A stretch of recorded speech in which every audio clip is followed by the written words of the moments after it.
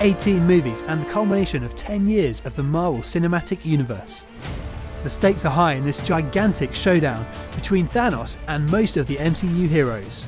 Infinity War is an engaging story, and of course, it's action-packed.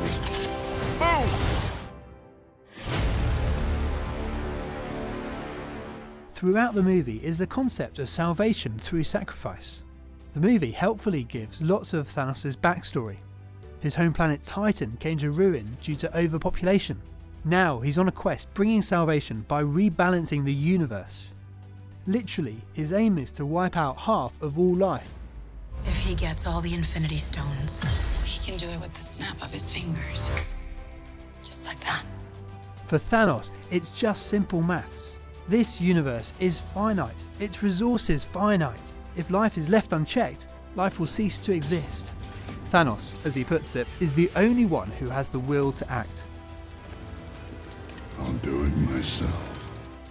He's been dispensing his form of so-called mercy on planet after planet, enforcing his twisted salvation plan.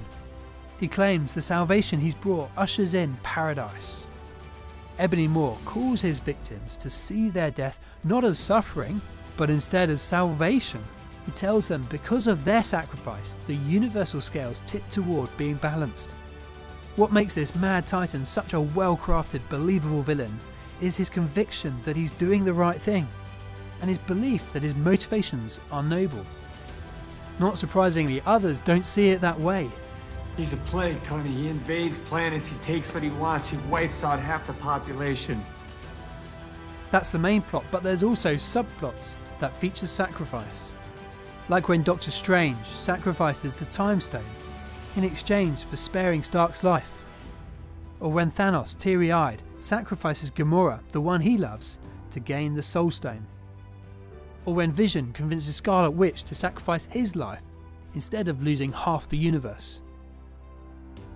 An interesting question to ask is, why do we find salvation stories so compelling? What is it that grabs our interest? Is it not because in some way we sense that we ourselves are in similar need of rescue? Just like in the MCU, written into the fabric of our universe is a story of salvation through sacrifice.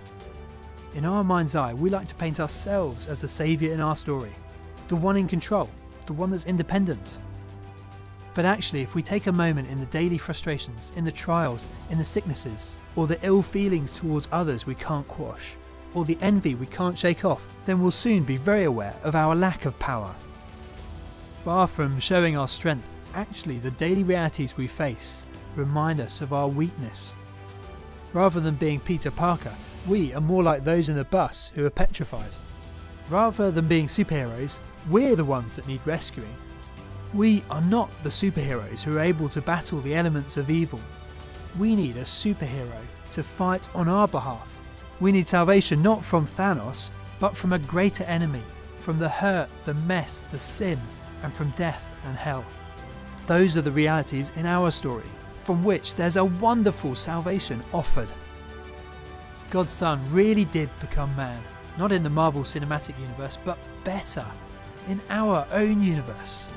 He walked and talked, he lived amongst us, not a character of fiction, but a person grounded in history. Jesus' salvation couldn't be more different to that so-called salvation ushered in by Thanos. Thanos' sacrifice is forced on others, but Jesus' sacrifice was voluntary. Thanos sacrifices the lives of others, but Jesus sacrifices his own life. Thanos' salvation ends in destruction, but Jesus' salvation brings new life. Thanos' salvation is a temporary solution, but Jesus' salvation gives hope permanently, now and in eternity. To win our souls back, God knew it would cost a terrible price, one that Jesus was prepared to take. It was costly, more costly than we'll ever know, but God was willing to sacrifice that which he most dearly loved, his own Son, to win back our souls to him.